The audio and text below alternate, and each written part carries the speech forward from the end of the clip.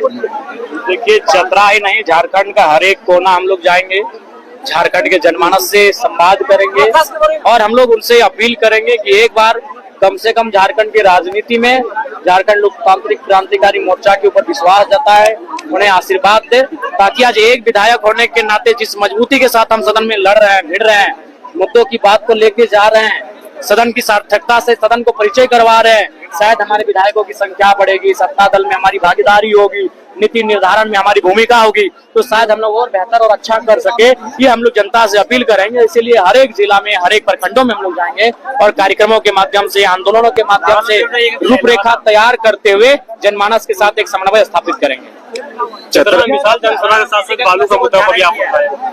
देखिए, बालू का मुद्दा हर एक घर का मुद्दा है और सरकार पता नहीं क्या उनको कमीशन मिल रहा है या फिर क्या उनको फायदा मिल रहा है, तो सिस्टमेटिक रूप से बालू का घाटों की नीलामी करने को लेकर, संचालन को लेकर कहीं ना कहीं प्रतिबद्ध नहीं है, जिसका खामियाजा राज्य की भोली भाली जनता को भुगतना पड़ रहा है। तो निश्चय ही विधानसभा के पटल पर इस बार भी बालू संबंधित जो मामला है वो मजबूत से 1950 में भी शेड्यूल कास्ट में था, 2000 में भी शेड्यूल कास्ट में था, आज वो शेड्यूल ट्राइब हो गया।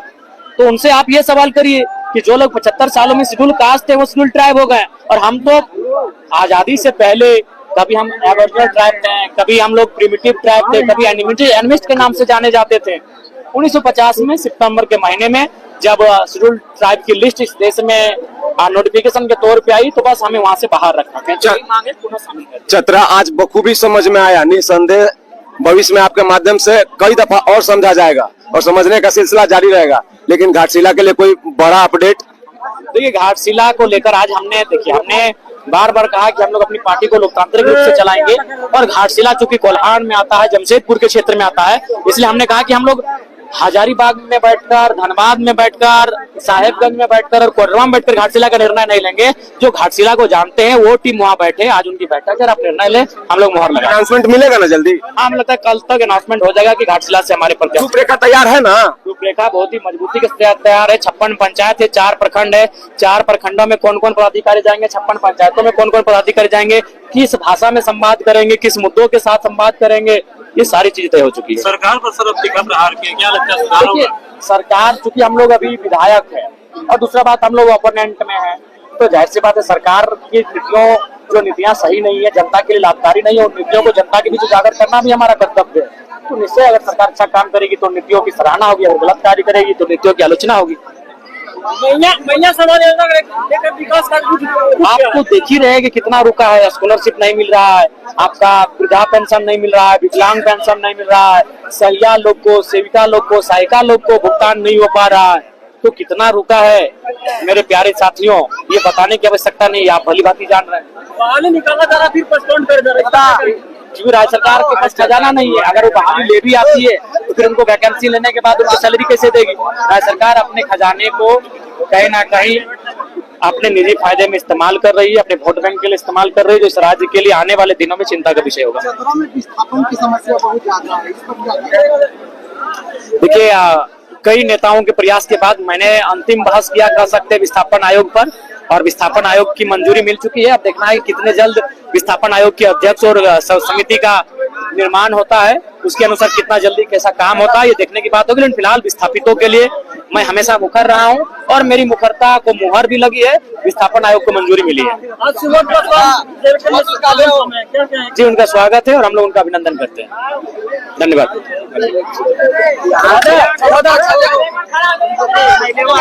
देखिए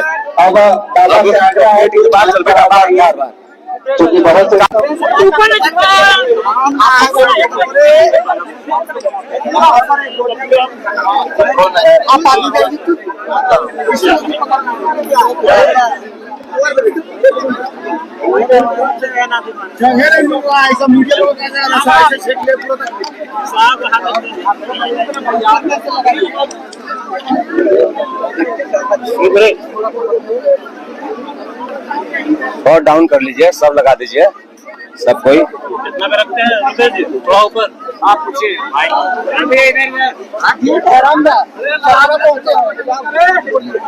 देखिए, चतरा ही नहीं, झारखंड का हर एक कोना हम लोग जाएंगे, झारखंड के जनमानस से संवाद करेंगे और हम लोग उनसे अपील करेंगे कि एक बार कम से कम झारखंड की राजनीति में झारखंड लोकतांत्रिक क्रांतिकारी मोर्चा के ऊपर विश्वास जताए, उन्हें आशीर्वाद दे, ताकि आज एक विधायक होने के नाते जिस मजबूती के साथ हम सदन में लड़ रहे हैं, भिड़ रहे हैं, मुद्दों की बात को लेके जा रहे हैं, सदन की सार्थकता से सदन को परिचय करवा रहे हैं, शायद हमारे विधायकों की संख्या बढ़ेगी, सत्ता दल में हमारी भागीदारी होगी, नीति निर्धारण में हमारी भूमिका होगी, तो शायद हम लोग और बेहतर और अच्छा कर सके। ये हम लोग जनता से अपील करेंगे। इसीलिए हर एक जिला में, हर एक प्रखंडों में हम लोग जाएंगे और कार्यक्रमों के माध्यम से, आंदोलनों के माध्यम से रूपरेखा तैयार करते हुए जनमानस के साथ एक समन्वय स्थापित करेंगे। मिसाल जनसभा के साथ साथ बालू का मुद्दा कभी आप उठाएं। देखिए, बालू का मुद्दा हर एक घर का मुद्दा है और सरकार पता नहीं क्या उनको कमीशन मिल रहा है या फिर क्या उनको फायदा मिल रहा है, तो सिस्टमेटिक रूप से बालू का घाटों की नीलामी करने को लेकर, संचालन को लेकर कहीं ना कहीं प्रतिबद्ध नहीं है, जिसका खामियाजा राज्य की भोली भाली जनता को भुगतना पड़ रहा है। तो निश्चय ही विधानसभा के पटल पर इस बार भी बालू संबंधित जो मामला है वह मजबूती